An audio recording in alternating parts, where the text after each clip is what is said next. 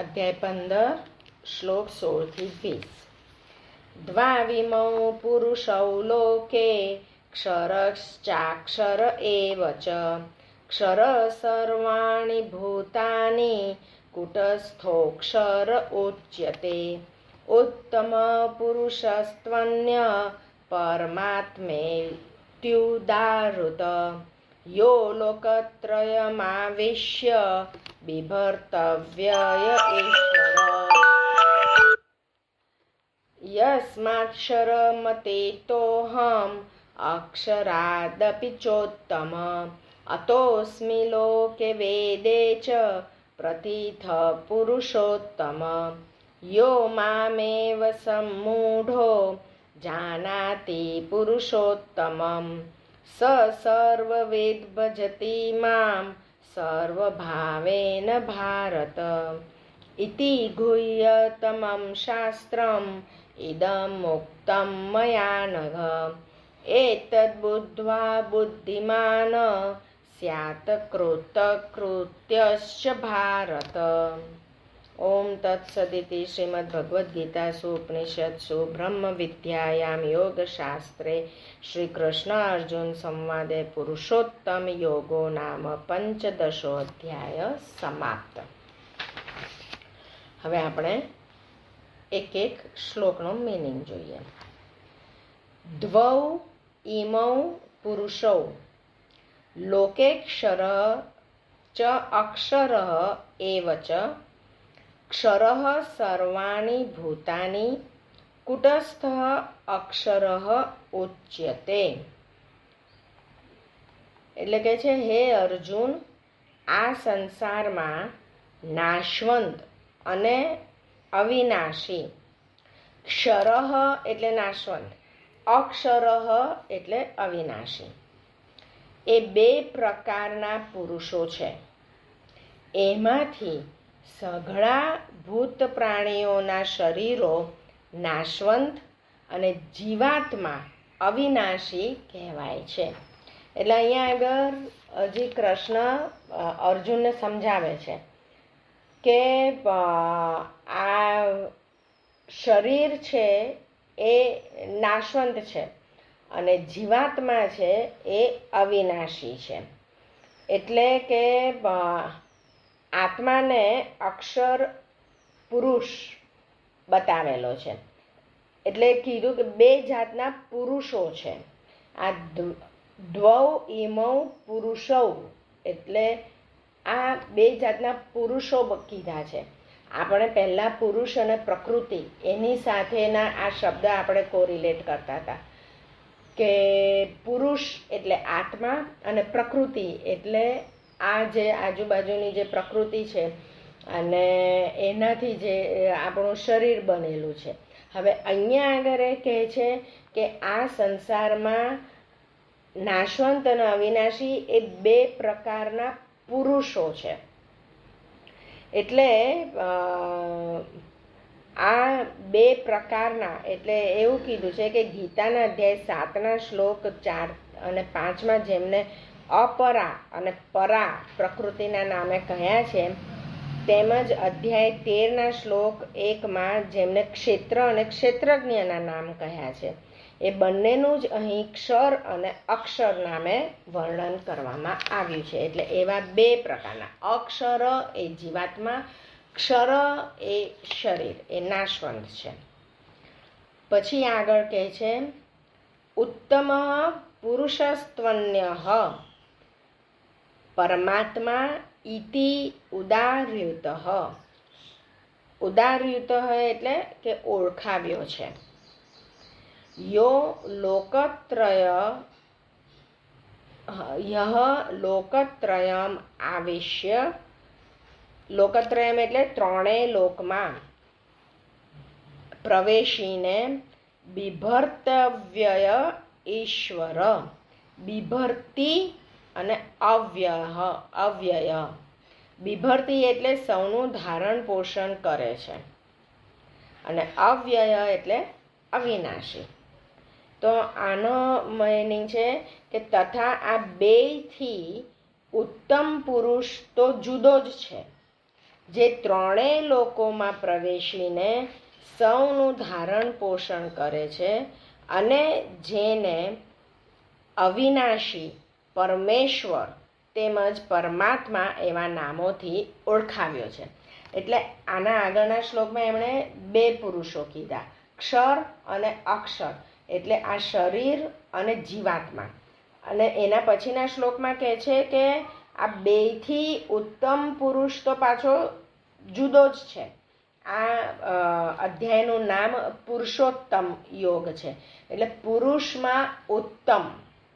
એટલે અહીંયા આગળ એ ક્લિયરલી સમજાય છે કે જીવાત્મા અને પરમાત્મા અલગ છે. પરમાત્મા ઉત્તમ છે, જોકે આ જીવાત્મા એ પરમાત્માનો અંશ છે. એટલે એ અંશ રૂપે આખી સઘળી સૃષ્ટિમાં ત્રણેય લોકોમાં, કયા ત્રણ લોક? ભૂ, ભુવઃ, સ્વઃ. એટલે આ ભૂ એટલે આ પૃથ્વી, ભુવઃ એટલે ભૂવલોક બીજો, અને સ્વઃ એટલે સ્વર્ગલોક, એવું કહે છે. એટલે એ ભુવઃ અને પાતાળ યુઝલી કહે છે. આ ત્રણ લોકમાં હવે એકચ્યુઅલમાં તો 14 લોક છે. આપણા શાસ્ત્રમાં તમે જોવા જાઓ તો શાસ્ત્રોમાં 14 લોક ડિસ્ક્રાઇબ કરેલા છે. 7 ઉપર અને 7 નીચે, એટલે 7 તલ, એટલે પાતાળ ને ચલાતલ ને બધા જાત જાતના, એટલે 7 આપણાથી નીચે એવી રીતે એ લોકોએ એક્સપ્લેન કરેલા છે. અને 7 ઉપરના લોક, એમાં સૌથી ઉપર બ્રહ્મલોક કીધું છે. તો આ ત્રણેય લોકોમાં, આ 3 લોક સુધી કૃષ્ણ કહે છે કે આ પરમાત્મા પ્રવેશીને સૌનું ધારણ પોષણ કરે છે અને જેને અવિનાશી, પરમેશ્વર તેમજ પરમાત્મા એવા નામોથી ઓળખાવ્યો છે. બરાબર? એટલે આ મૂળમાં આ અધ્યાયની અંદર પરમાત્મા એમના સ્વરૂપનું દર્શન કરાવે છે. દર્શન તો કરાવી દીધું અર્જુનને, પણ પોતાના સ્વરૂપનું એક્સપ્લેનેશન આપે છે કે પરમાત્મા કેવા છે, ક્યાં રહે છે, એ શું કરે છે, એમના શું ગુણો છે, એ બધું સમજાવે છે. પછી યસ્માત ક્ષરમ અતિતઃ અહમ અક્ષરાત અપી ચ ઉત્તમઃ અતઃ અસ્મિ લોકે વેદે ચ પ્રથિતઃ પુરુષોત્તમઃ. કેમ કે હું નાશવંત જળ સમુદાય ક્ષેત્રથી સર્વ રીતે અતીત છું અને અવિનાશી જીવાત્માથી પણ ઉત્તમ છું, માટે લોકમાં તેમજ વેદોમાં પણ પુરુષોત્તમ નામે પ્રસિદ્ધ છું. એટલે અહીંયા આગળ એ જીવાત્માથી પણ ઉત્તમ એમણે કીધું કે નાશવંત જળ સમુદાય ક્ષેત્રથી સર્વ રીતે અતીત છું. એટલે જે આ બધું નાશવંત છે એ મને કશું લાગે વરગતું નથી, એ બધાથી હું અતીત છું અને અવિનાશી જીવાત્માથી પણ ઉત્તમ છું, માટે લોકમાં તેમજ વેદોમાં પણ પુરુષોત્તમ નામે પ્રસિદ્ધ છું. એટલે આપણે આ પુરુષોત્તમના અંશ છીએ, પરમાત્માનો એક અંશ છે જીવાત્મા, એવું આ બધું એક્સપ્લેન કરે છે. બરાબર? એટલે આ રીતે એ કૃષ્ણ કહે છે કે હું આ પુરુષોત્તમ છું. પછી કહે છે કે યહ મામ એવમ અસમ્મૂઢઃ જાનાતિ પુરુષોત્તમમ સહ સર્વવેત ભજતી મામ સર્વભાવેન ભારત.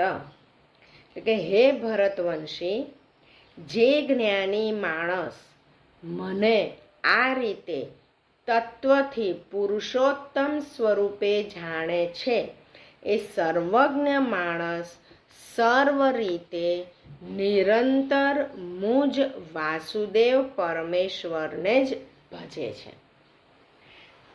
એટલે હવે આની અંદર કે છે કૃષ્ણએ આ ગુહ્યતમ એટલે આવું જ્ઞાન તો અત્યાર સુધી ગૂઢમાં ગૂઢ જ્ઞાન કોઈને આપ્યું નથી કે એ જે એક્સપ્લેન કરે છે કે આ પુરુષોત્તમ કોણ છે, ભગવાન કોણ છે, પરમેશ્વર ક્યાં છે, કોણ છે, એ ક્યાં રહે છે, એ જ્ઞાન એમણે બાકી આવી ગીતા તો એમણે પહેલાં બીજા 2-3 જણાને પણ સંભળાવી છે, સૂર્યને પણ કીધેલી છે ગીતા, પણ આ ભાગ, આ ગૂઢ ભાગ એમણે સૂર્યને પણ નથી કીધેલો.